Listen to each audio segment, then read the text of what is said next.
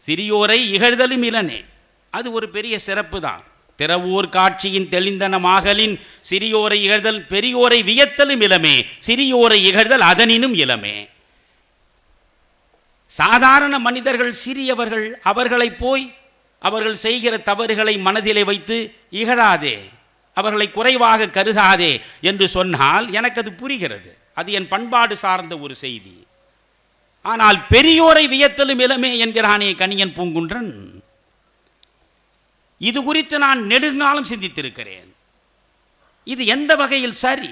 மிகச்சிறந்த சான்றாண்மை மிக்க மனிதர்களை வியக்கக்கூடாதா? பெரியவர்களை பாராட்டக்கூடாதா? பெரியோரை வியத்தலும் இலமே, சிறியோரை இகழ்தல் அதனினும் இலமே என்று பேசுகிறானே கணியன் பூங்குன்றன். ஏன்?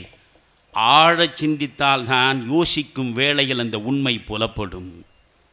என்ன சொல்கிறான் தெரியுமா? எப்பொழுது உன் இருதயத்தில் விருப்பு என்ற ஒரு உணர்வு வந்து விடுகிறதோ அப்பொழுதே வெறுப்பு என்கிற இன்னொரு உணர்வுக்கும் இடம் தானாகவே வாய்த்து விடும். எப்பொழுது நீ ஒருவரிடம் அன்பை செலுத்துகிறாயோ அப்பொழுதே இன்னொருவரிடம் நீ பகைமையை பாராட்டுவதற்கும் தயாராகி விடுவாய்.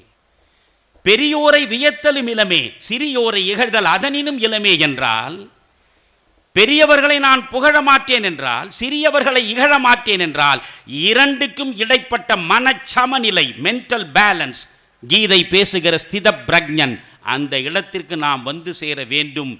அதுதான் மனிதத்தினுடைய மாண்பு என்று சொல்லக்கூடிய அந்த பாடல் முழுவதையும் நாம் வரி வரியாக சிந்தித்து பார்த்து அதன்படி நம் வாழ்வை செதுக்கிக் கொள்ளலாம்.